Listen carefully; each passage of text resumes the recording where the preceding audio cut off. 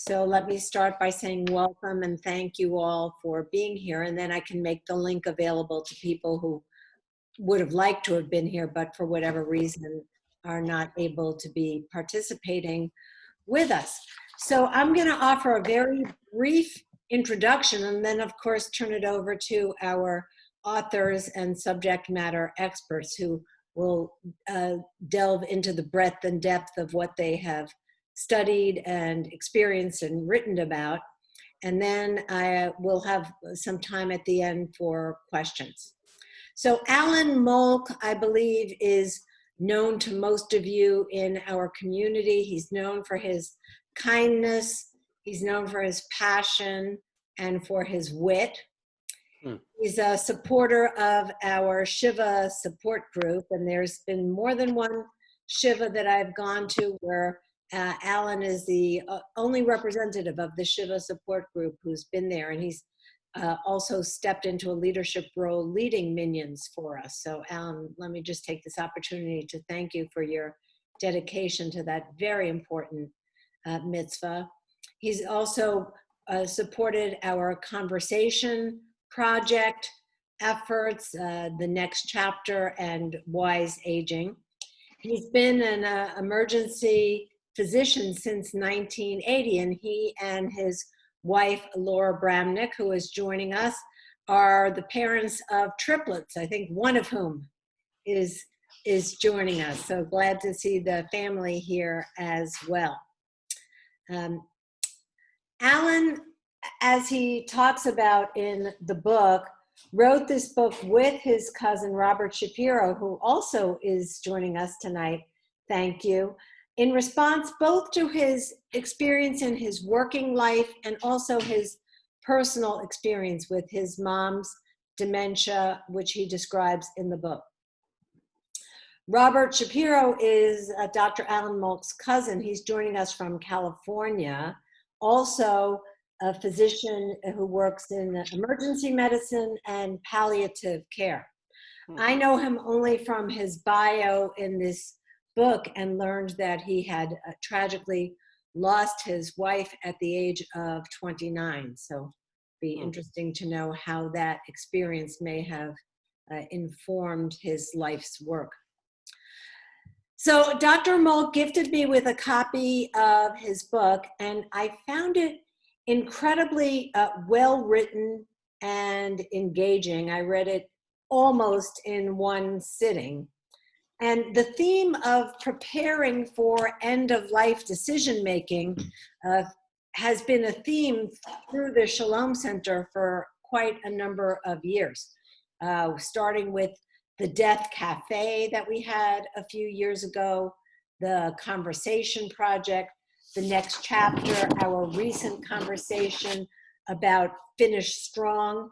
And I could not agree more with that premise based on both my personal and my professional experience. And Dr. Shapiro, you don't know, I think everybody else here knows, but I lost my husband 5 years ago, almost exactly 5 years ago. He had metastatic renal cell carcinoma, and I watched him go through the whole medical torture.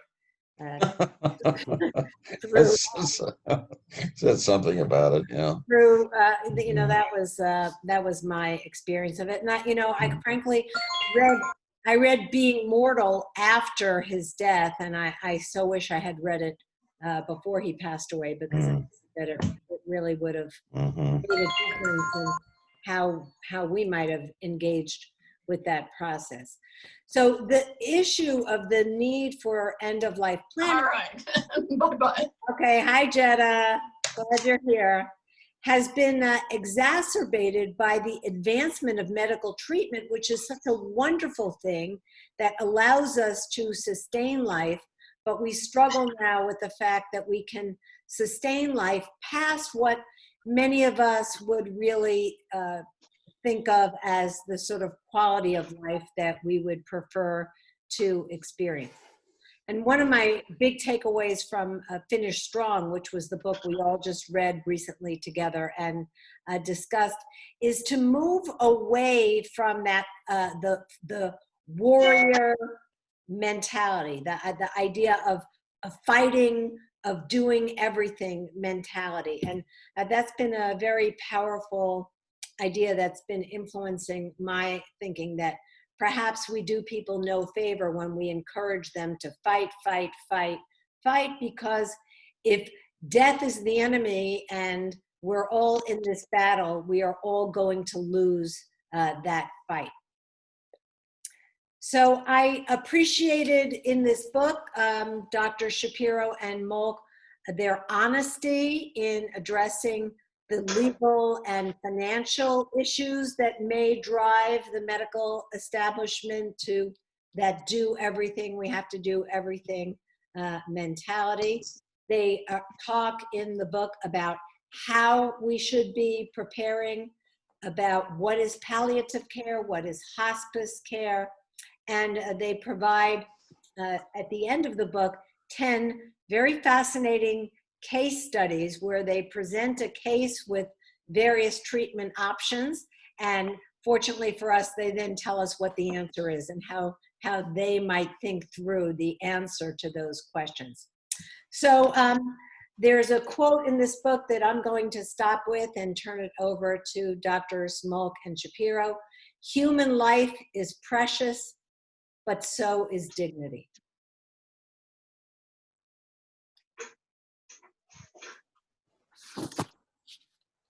So gentlemen, the floor is yours. Okay, well, Bob, because I'm a local guy, I'm going to go first, and then I'll let you go say your thing without stealing too much of your thunder. So I'll just do like a little brief introduction about the reason and the impetus that had me sit in front of my computer and start writing. Firstly, thank you so much, Rabbi Koppell, for enabling this session. Very grateful for it. You are truly a champion of this cause, a champion of this highly important piece of our lives. And you see the big picture so well. You are so knowledgeable. And I think you basically at this point deserve an honorary medical degree. I think we can, you become just a truly a star on this topic. And it's beyond a pleasure working with you. And again, I said, I'm just very grateful for that. I'm going to touch briefly on the history of writing this book. I'd never written anything in my life. I never knew I really could write. My daughter Ariel, sitting there, who was an English major, one day walked by my computer as I was writing, and she glanced at the content while I was writing, and she said, you know, Dad, for someone who's never ever taken a course in writing or in English, you're not half bad. I took that as a compliment. I figured, okay, I'll keep going. That coming from her, that meant something to me. The book was written largely in the beginning as a catharsis for myself. I started writing this long before my beloved mother passed away. She had Alzheimer's. And as I started writing more and more, it became more important to me that my mother's downward decline in Alzheimer's, with this tragic disease, of course, millions of people have experienced this. I'm sure some of you in the audience have had a loved one who had cognitive decline and dementia. I didn't want her journey to be in vain. That I had to believe that something worthwhile or meaningful would come out of her journey and my journey with her. And I felt, you know, I need to write something. That was impetus number one. Impetus number two for me was my career as an ER doctor. I can tell you that this has been going on for years now, that not a day goes by that we don't have a patient come into the emergency room who really doesn't belong there. And what I mean by that, it's often someone who truly is end of life or close to end of life, who would be better served in a much more humane and dignified facility, such as a palliative care or hospice type facility. We see that daily and all the time. And after a while, I began to realize this is just unfortunate. And so many of the times that this happens, it occurs because no one had the conversation. And by the conversation, I mean the conversation about goals of care. You know, how are things going? Things don't look like they're going well. What would you prefer to say? Let's talk about that. Even take the approach of, this is taught by the Ariadne Labs, which is an organization in Boston that teaches physicians how to have a conversation. An example of that would be, I see your dad's not doing well, he has stage 4 cancer. And the response of the child would be, but he's a fighter, he wants to keep going. And the response to that, teaching physicians on how to have this conversation in a very empathetic way, is to say, I hear what you're saying. I'm so amazed at your dad's spirit, but just in case things don't go as planned, let's talk about a backup plan. And this whole concept of the conversation is huge. It's huge for physicians and it's huge for families, because unfortunately, so much of the time it never happens. And when it does, things head in towards a much more harmonious and peaceful journey, no matter how long the person survives for. So being an ED doc, and I talk about this in the book, our natural gut, how we are wired. And I will tell you, this book is coming from 2 ER doctors, is somewhat counterintuitive. You know, we are there to save lives. We are there to resuscitate. And our mindset is, if we have a patient who's crashing or not doing well, or who looks like they could have a cardiac or respiratory arrest any time, is to aggressively treat, jump on them, put them on a ventilator, and ship them off to the ICU. And our motto has always been, this patient is not going to die on my time in my ER. They're going to die, and they're not going to do well. I'm going to make it somebody else's problem. And that historically has been our track record. But there is now a culture change, thank God. And it is coming, it is here, where people are starting to look at this differently and starting to realize there's a better way to do it. There's a more humane way to do it. And there are many of these patients who do not deserve or need ICU care, which often is futile, but rather need greater comfort care and the ability to go home or to go to their place they were before, where they would prefer to be, and be managed over there. So that's the introduction from my perspective of what for me prompted me to write this book, my journey with my mother, and again, my journey as an ED physician. And so one day, my cousin Bob Shapiro and I had a conversation, because Bob has been writing about this long before I did. And his writings were much more academic, shall we say. And we talked about one day about why don't we combine our writings and maybe come up with a book. And before I hand the microphone to Dr. Shapiro, I just want to identify Ariel, our daughter, who actually edited the book and did a heck of a job doing so. Without her, I don't think the book would have come out nearly as palatable. So Bob, let me hand the microphone to you and say your part for a while. Go ahead. Okay. Well, first of all, I want to say this book would not exist without Ariel. She made this book readable, and she made it do what we wanted it to do, which was to be readable to people who are involved, lay people who are involved in dealing with this problem.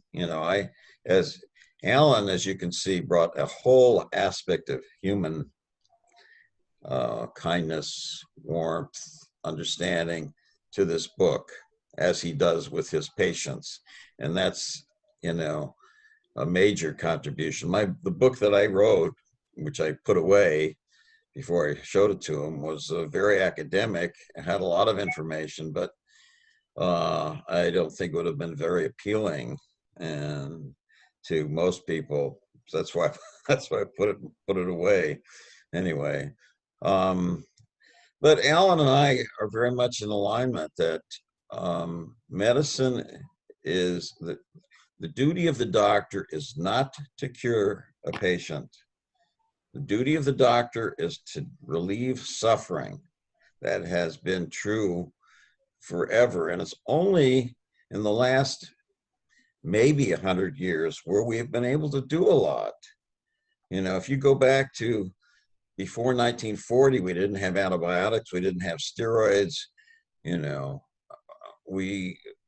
there was not a lot that we could do. There were a lot of medicines. There weren't a lot of medicines available. So all of a sudden, over the last 80 years, things have just mushroomed. We've developed tremendous technology, tremendous medications, tremendous understanding of illness and disease, and all of which is wonderful, but some way it's outstripped our humanity and looking at what we're dealing with, because ultimately all medicine is a relationship between two people, the doctor and the patient. That's what it comes down to. I, as did Alan, you see this happening all the time in the emergency room with people unprepared to deal with end of life. They're unprepared because the patient's unprepared, because the doctor has not talked to them about it, because the family is unwilling to accept it, and because of the quote obvious, like, I have never seen anybody who fought a cowardly battle against cancer. Everybody fights a brave battle against cancer. Well, cancer is what cancer is, but the object is to relieve the suffering when you can't cure. I saw my father go through who was a physician, go through a horrible death from cancer, which lasted 18 months. I was amazed that he didn't terminate his life because of it, but he chose to go through it. Anyway, and I guess I had a personal experience. My wife at age 27 developed a brain tumor and died at age 29. And I helped her go through this process. And even I, at the end, was not really prepared, even though I knew what was going to happen. I knew what the answer was. I knew it was, from day one that it was going to be fatal. But I needed the support of another physician to say, look, it's okay. We can let her go. So, anyway. Let's see what happens tomorrow. Is that, I think I hear Willa on the phone. Let me see if I can. I'm just going to mute Willa. I recognize her voice. There we go. Okay. So I think that's about all I have to add at this point. This book, it really would, even though I wrote a lot of the academic part of it, would not have existed without Alan Molk. He was the one who made this book a reality. I think Bob gives me maybe a little bit too much credit there. it became more and more obvious after a while that this book needs to be directed, and Bob mentioned that, more to the lay public, who have, there's so much that the lay public just knows so little about. For example, the lay public, much of the lay public still think that doctors are gods. I see it in the ER all the time. They think we can treat everything, cure everything, read minds, make snap diagnoses, rapidly treat conditions that have no rapid treatment form. And I think physicians are also to blame. And this is a whole separate discussion about what has been our role as physicians in often creating false hope, in often making patients think that we can, do more than we really can do. And this is something where I think physicians we need to look at each other and look in the mirror and reassess that. So I want to also go through a few other parts of the book that I thought may be worth mentioning. I will tell you, Bob and I both wrote a bunch of chapters that never made it into the book. The book could have easily been that thick, but we're glad that we shortened it and made it more readable and more palatable for the lay public.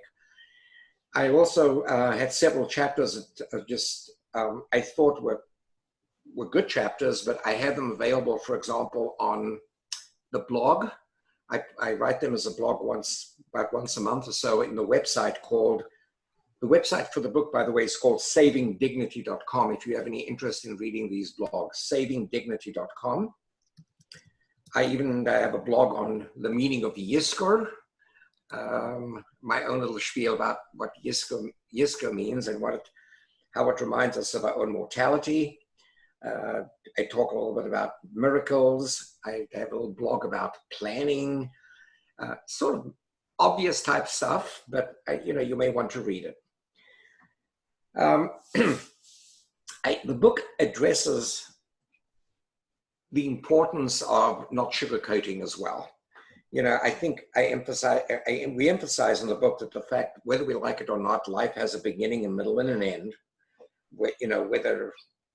Whether we like it or not, and it's something that a lot of trouble people have embracing. And the other thing that struck me that I think is to me very important, and I think probably important to many of you, is I remember one day when I went to visit my mother's grave, I took a walk around the cemetery, Mount Sinai Cemetery, right off Scottsdale Road and Pinnacle Peak. And I was astounded at how many people did not make it to a ripe old age. I was astounded how many people didn't make it to even 60. It was for me such an important reminder that life is precious and that, wonderful to live to a ripe old age, but sadly many people don't. The book, I also wanted to emphasize some importance about the concept of what constitutes a professional patient. Now, that may sound weird to some of you. What is a professional patient? Well, we see more and more of these type patients in the ER. And these are patients whose lives are all about being a patient. These patients invariably have multiple life-limiting conditions, and they have multiple doctors, multiple specialists. They spend much of their time going to doctor's appointments and going to other forms of treatment. Their entire existence is about this. And I emphasize the importance, what if this happened to you? It could happen. It could happen to any of us. How would you, what would your wishes be? What would you want to do? Now, I can tell you many people are perfectly content. Well, that's an overstatement.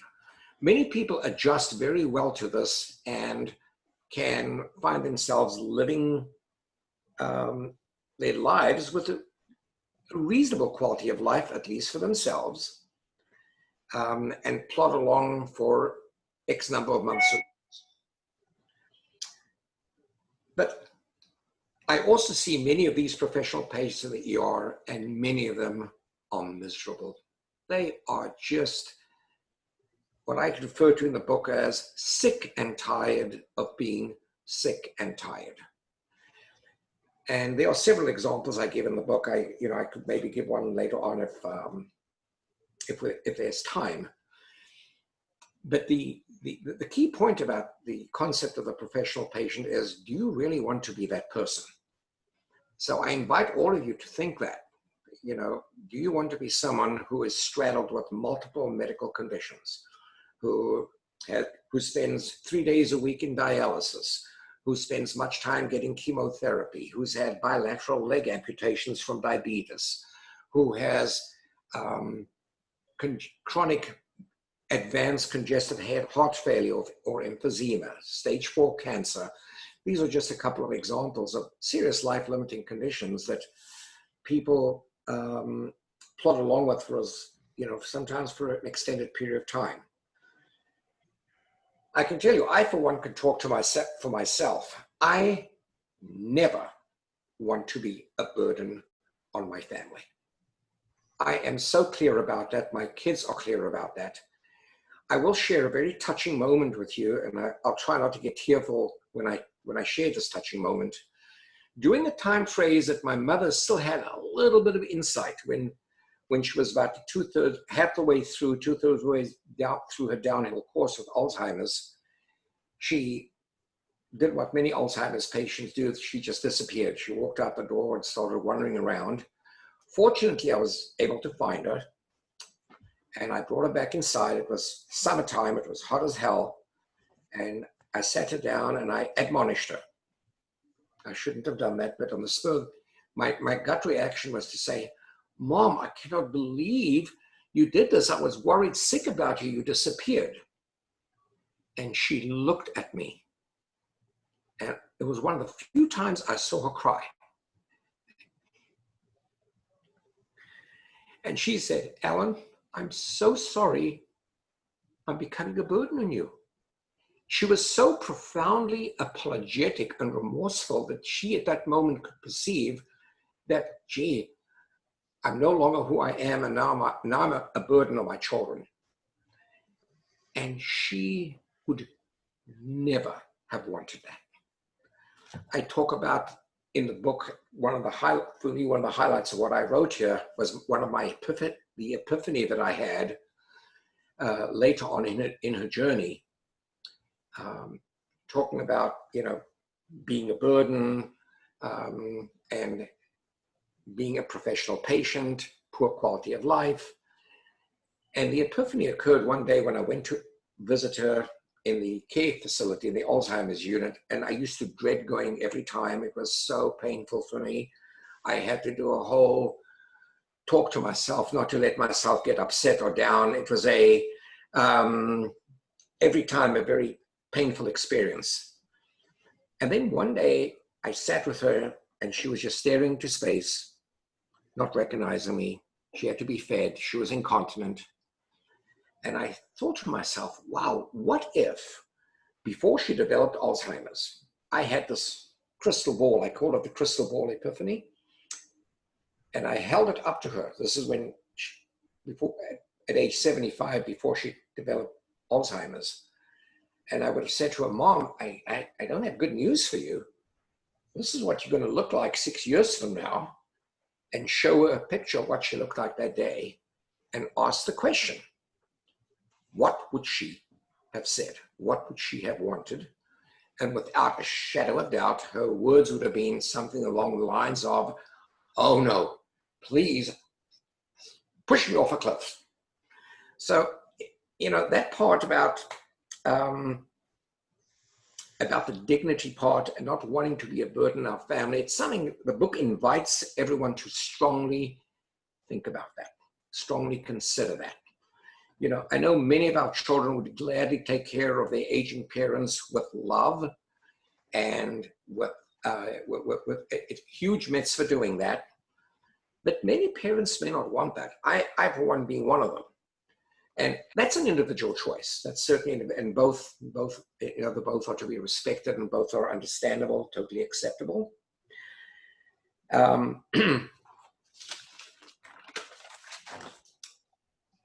And I furthermore want to talk a little bit more about exactly the quality of life concept and issue.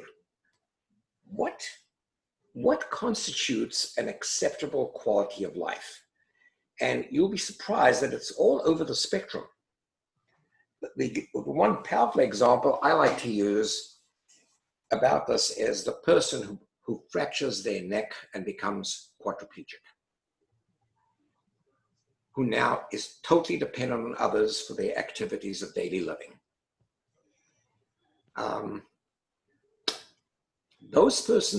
That person who has been hit by such a devastating injury that is a game changer for whatever time they have had in their lives, the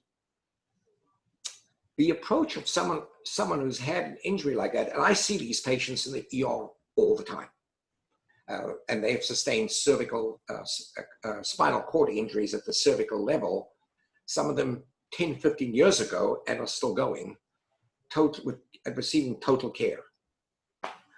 And it seems to work for them. I look at this and I think to myself, not me. I don't think I could. I don't think I could live a life where I could not move my arms or legs and not do all the wonderful stuff that I'm capable of doing because I have use of all my extremities. Yet, it is amazing to me how some people find that, at least make peace with that and find it somehow can live what is for them an acceptable quality of life. And I think the book invites everyone to think about what the concept of quality of life means. There are so many other devastating diseases, end-of-life diseases, that can drastically impact your quality of life.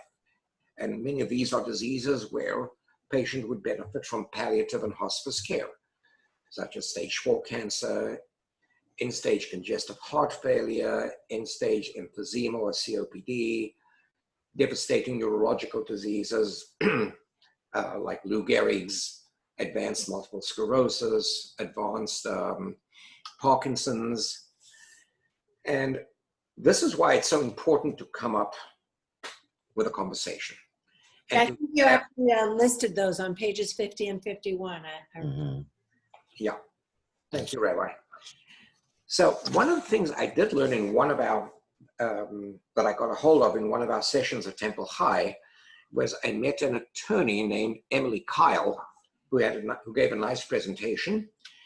And she made me aware that there are actually forms you can download from the Office of the Attorney General that involve a living will, durable mental health power of attorney, and a durable healthcare power of attorney.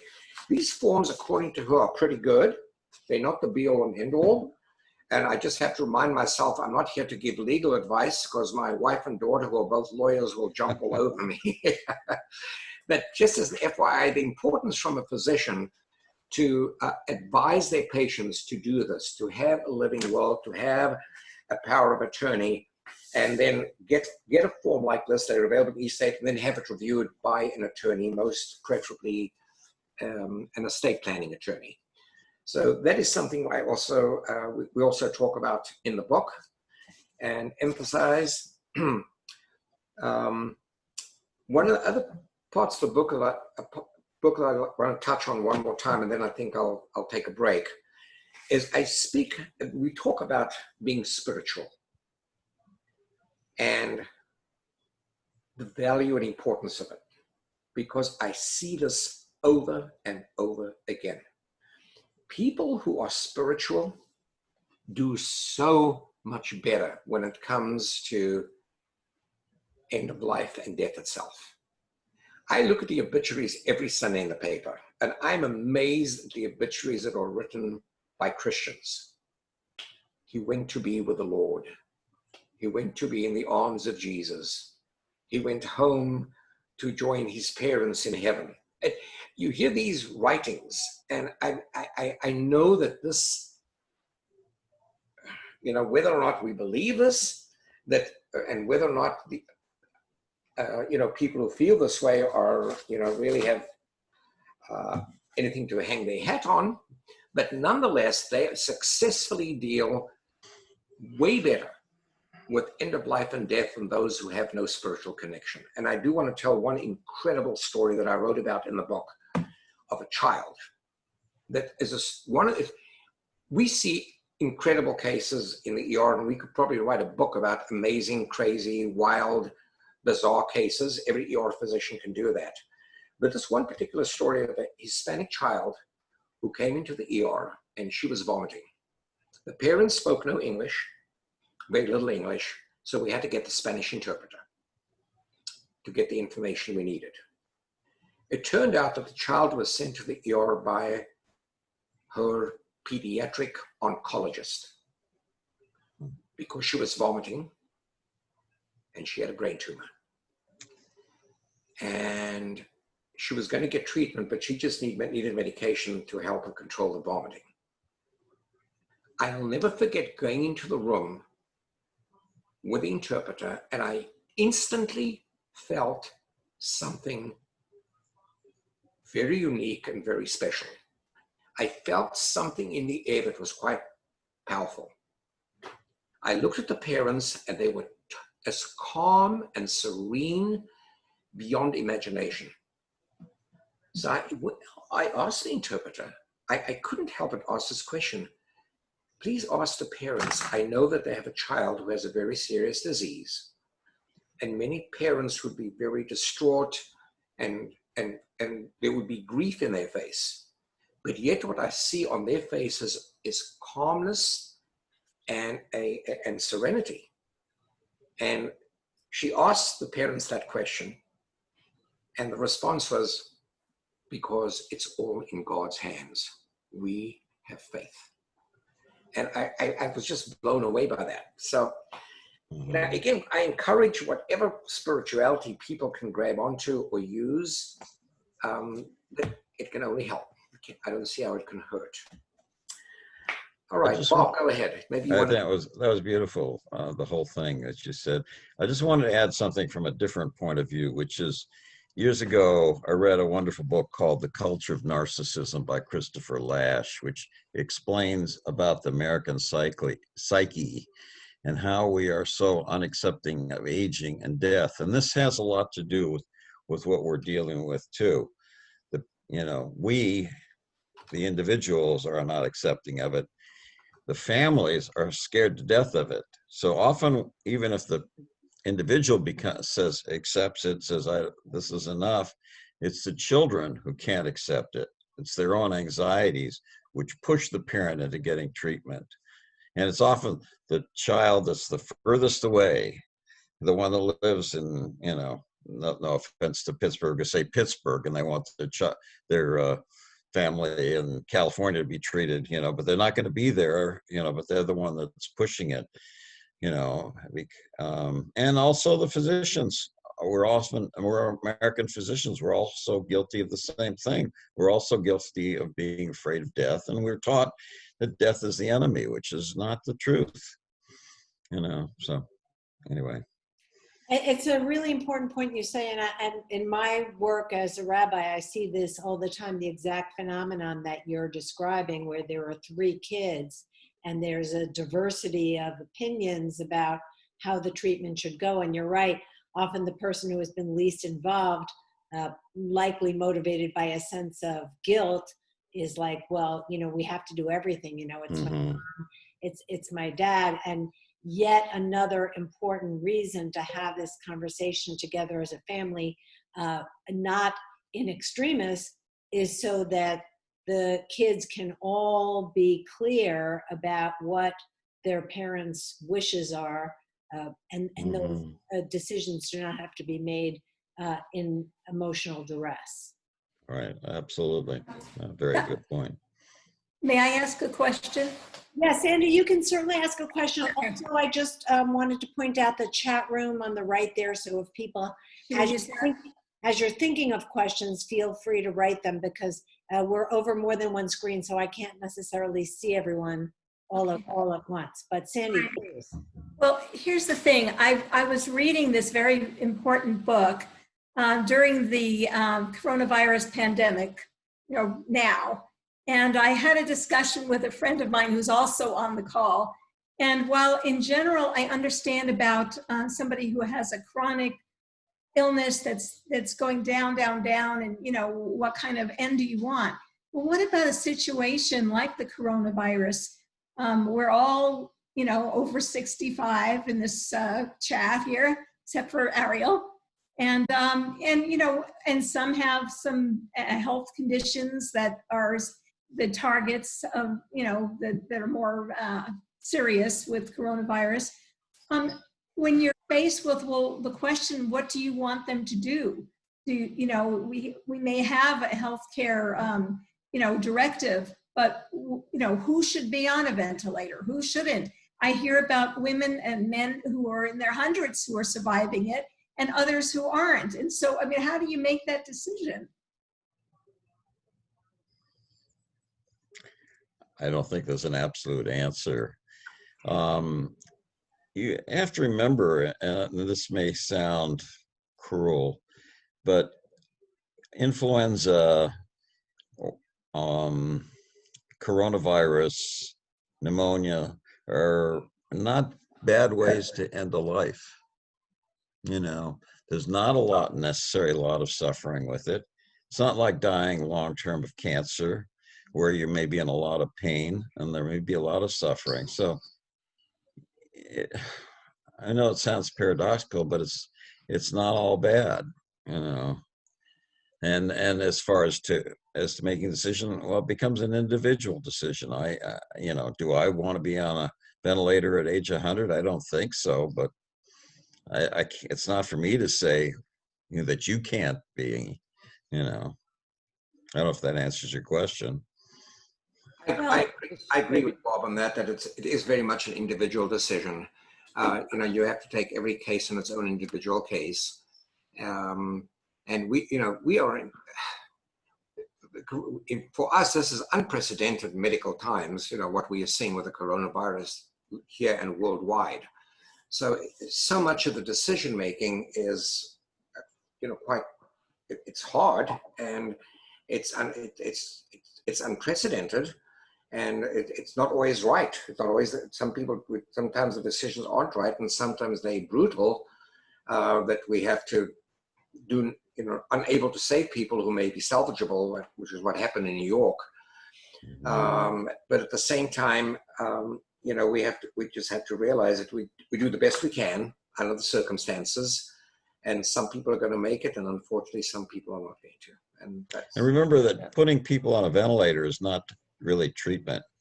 All it is palliation, and the disease will decide whether they survive or not.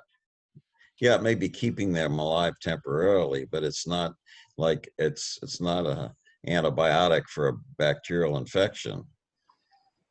Can I respond to that? I've looked at some of the data on COVID. I think qualitatively, it simply accelerates the process of defining what we want and what we don't want. Some of the information that we have about COVID in older people, most people, 80%, will have a mild or no symptoms, mild case or no symptoms. About 15 to 20% will get quite a bit sicker. Those will go to the hospital. Some of those will need a higher level of care. So the points of decision-making for an older person, and especially those with risk factors like heart disease, lung disease, immunologic suppression, the decision is whether to go to the hospital, and if in the hospital, to whether or not to have intensive care and intubation and ventilation. The outcome, the survival rate of people who are older with risk factors of ventilation is very low, 5%, 10%. And those that survive, they're left often with residual problems with breathing for a very long time. So if you're very sick and older with risk factors, you don't do well. And that may be a point that some of us say, we don't want that.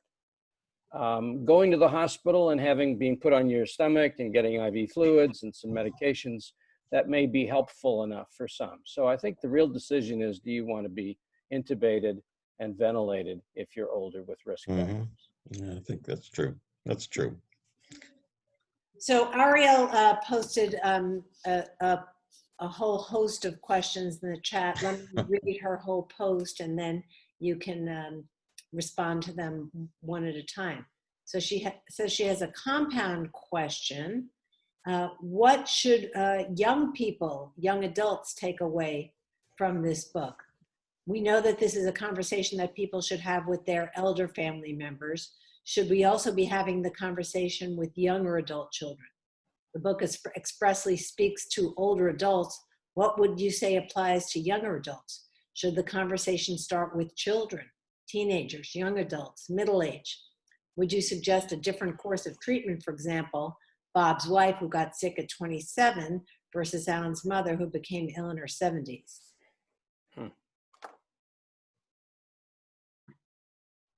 Alan, you want to?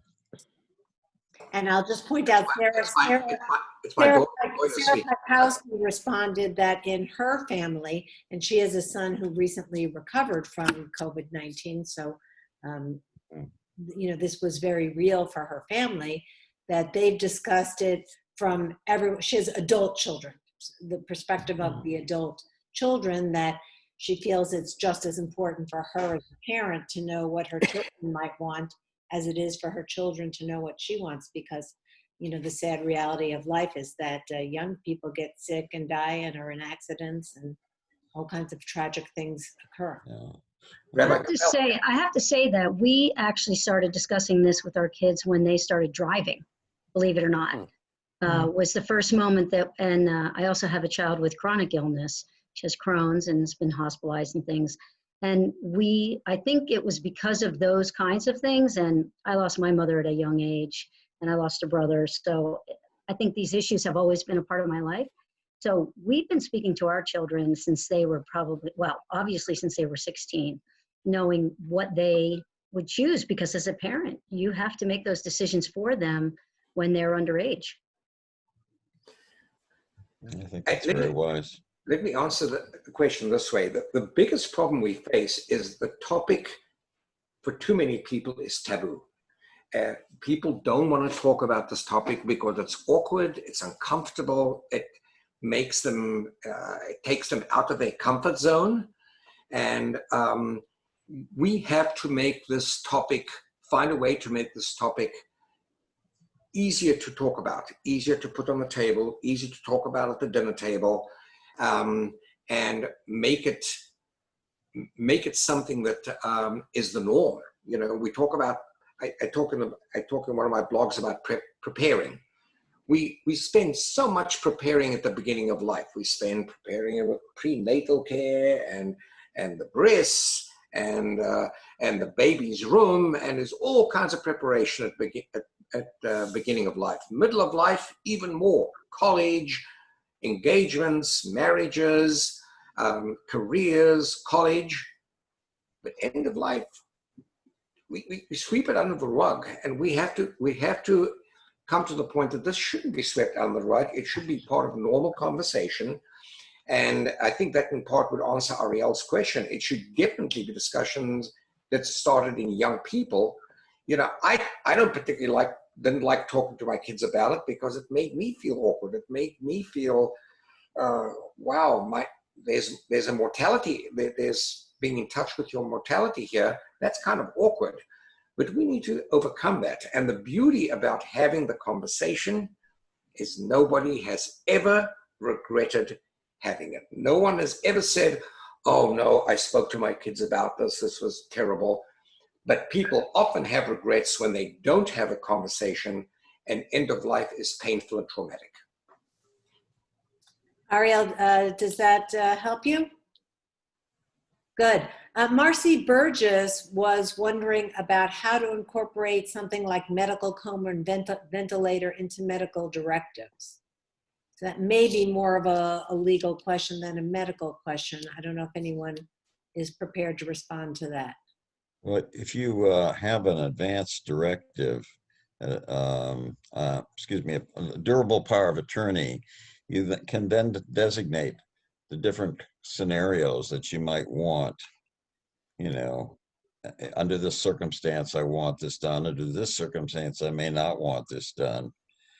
You know, so I mean, it always becomes vague because you say if there's no chance, if the disease is irremediable, I don't want this done. Well, we're not always sure that it's irremediable, you know, so there's not an absolute answer, but you can try to define it, you know, better. Yeah, I was just gonna, I'd like to, oh yeah, so if you go to the Rabbinical Assembly.org, there's a Jewish medical directives for healthcare. And I want to clarify some definitions. That advanced directives really is a general term that applies to any set of documents like power of attorney, living will, and so on. But a living will is where you get to actually specify what medications you do and don't want, even how you want the doctor to touch you and not touch you. It can get very specific about what kind of treatment you want, and that's a living will. Thanks. So Marcy Burgess, I recommend that you take a look at this particular document because it talks about, for example, if I have an irreversible terminal illness, what sorts of treatments would I want, would I not want? If I have a permanent loss of consciousness, what treatments would I want, what would I not want? But very, very specific. It's a 16-page document, so that might be helpful to just start thinking about it. And I can say my husband David and I fortunately had gone through that document before he was ever diagnosed with any illness, when we thought, you know, we would be, you know, living happily ever after for 50 years. ClinicalAssembly.org. Yeah. We sat down and we had completed this specific document, and it was a godsend so that when he was diagnosed, you know, we had dispassionately discussed all this, and we were able to make copies and sit down with the kids and brief them on what we did and did not want. Ron, Rabbi, yes. that part of your living will, or was that a separate document? It was a separate document. Okay, so you didn't have to incorporate it with legally with your attorney. It's just separate document. The attorney had a copy of it. The attorney has a copy because I still have it with my estate planning documents. So you don't have to have it notarized or anything? I don't think so. It's a guideline for your healthcare proxy. So Ron Fischler said, you know, what does Jewish tradition have to teach us about getting ourselves ready for the end of life? So of course the rabbis say you should do teshuvah one day before you die. So what does that tell us? You know, it means that we should always be getting ready. Teach us to number our days that we may gain a heart of wisdom. We read in the Psalms. So we are a life-affirming tradition, and yet we acknowledge the reality of death. In the Torah, it's a very matter-of-fact thing. We see it with the patriarch Jacob. We see it with Joseph. They each say, "Behold, I am about to die." So, you know, an acceptance of the inevitability of death as part of life. So as far as getting ourselves ready for end of life, that's something that should be part of our ongoing daily process. Ron, did you have something more specific in mind in that question?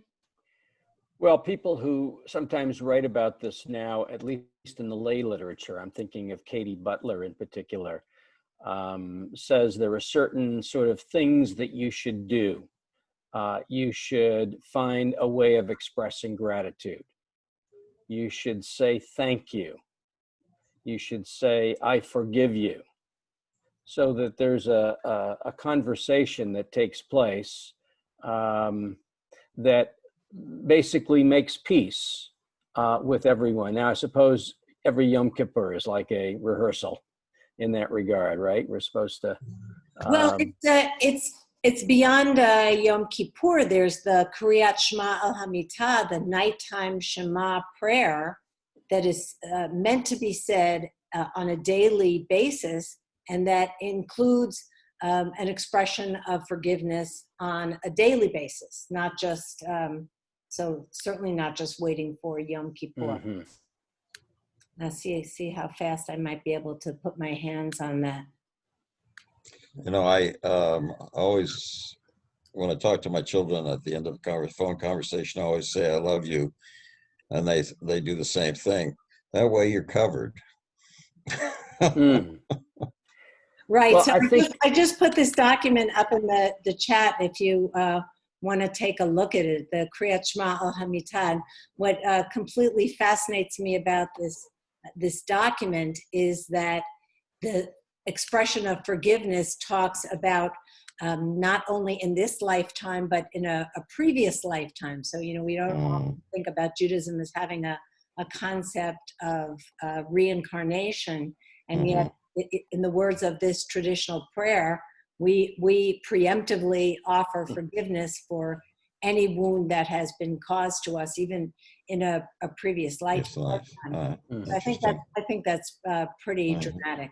And gratitude, again, Ron,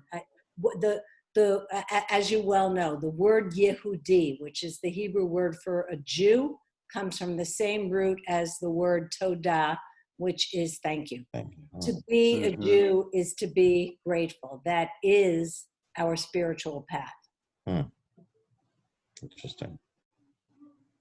I think the other thing that's so important with all of this is to find somebody, once you formulate what your wishes are, and how specific they are will vary depending on where you are, you know, if you're sick or not sick, if you're old or not so old.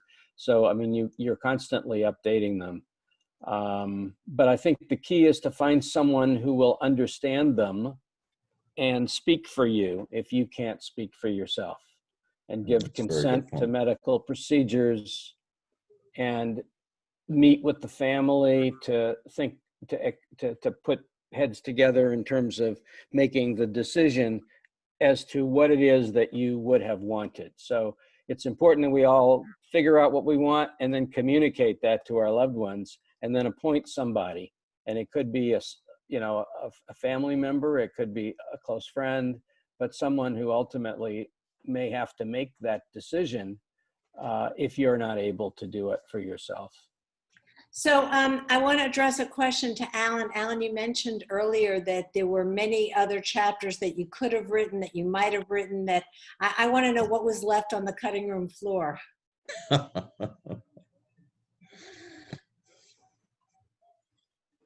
And saying that, I appreciated let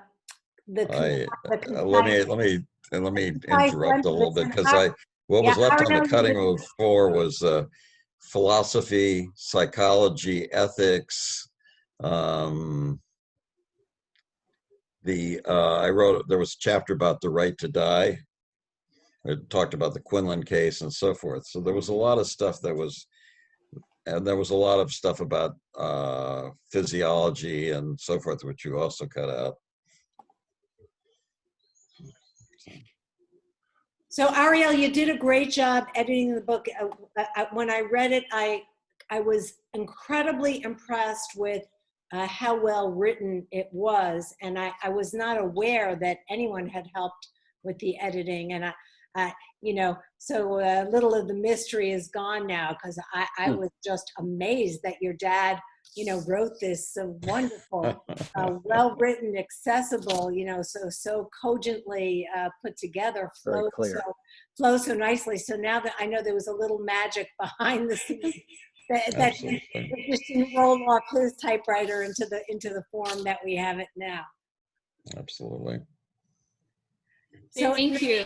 Yeah, the point was there's enough written for doctors and law students, but it needs to be accessible to the public. well, you achieved that goal.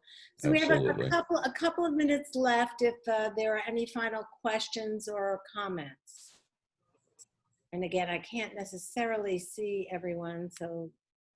Rabbi, several years ago, we had Rabbi Simcha Raphael, who came, and he was at Temple Chai for Shabbat, and then he spoke at one or two other places in the valley while he was here that weekend. And he also deals with bereavement counseling and spirituality. And I remember that he talked about 4 things that you should say to someone who is dying to help them on their way.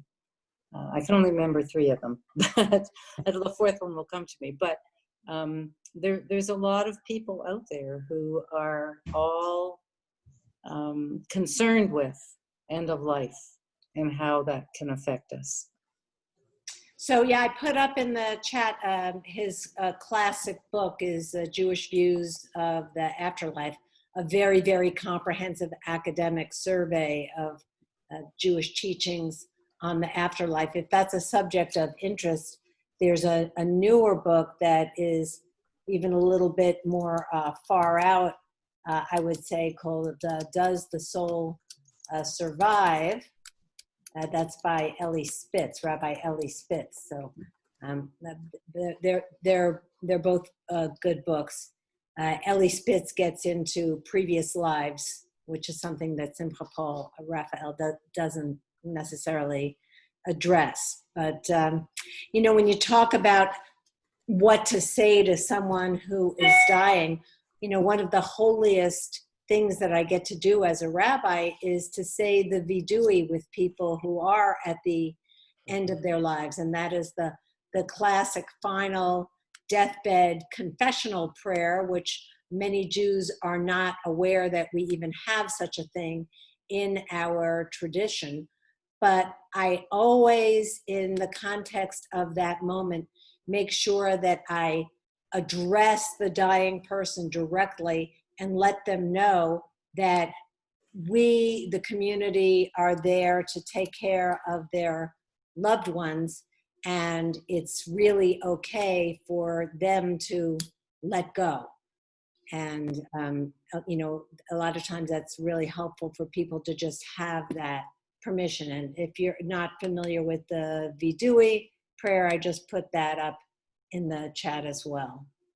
That's exactly what he was saying. He said the 4 things were that you tell them that you love them, you tell them that it's okay to go, you tell them that they did the best on this earth that they could, and that you tell them that you're going to be, everyone here will be all right.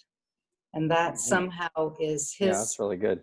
It is really good. And I happened to tell someone that a couple of years ago when in the hospital sitting next to their loved one who was comatose. And I mentioned that he talked about those 4 things. And after he passed away, she thanked me for telling her them. She had written them down. Right. So before Diane passed away, we did have Rabbi Maury come by and we did the Vidui prayers. We believe Diane was able to listen. She was not responsive at that point in time, but we had a sense that she was listening. Family was around. Have to thank Alan and Ron for leading the last conversation some time ago. And we made sure that both of our sons understood our wishes. So when the time was coming for Diane, there was no question. They understood what Diane's wishes were and a little bit of my inclinations as well. And they basically accepted everything that was progressing at that point in time, and they had their chance to say goodbye, and they were at peace. It's beautiful. Mm. I wanted to add one other thing that I always talk about, and that we talk about in the book as well, is that we talk about saying goodbye. Saying goodbye, I truly believe can really be one of the ultimate, most powerful acts of love.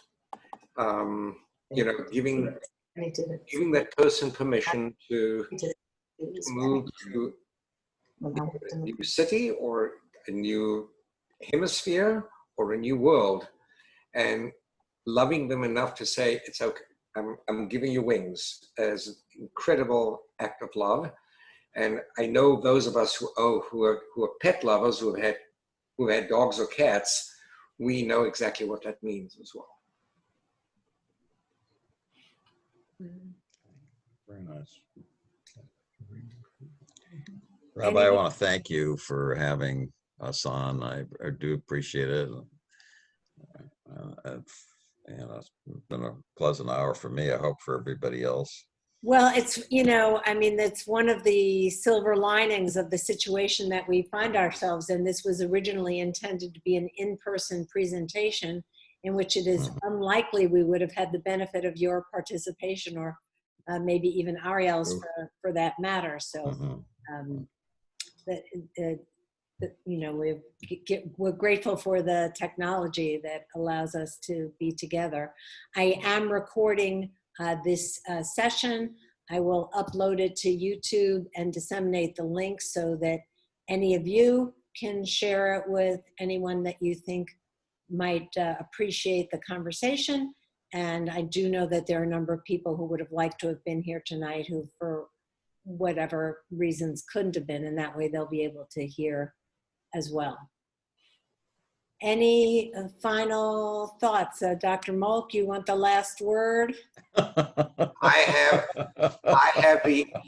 going to end attitude of, Bob always says I have to have a last word.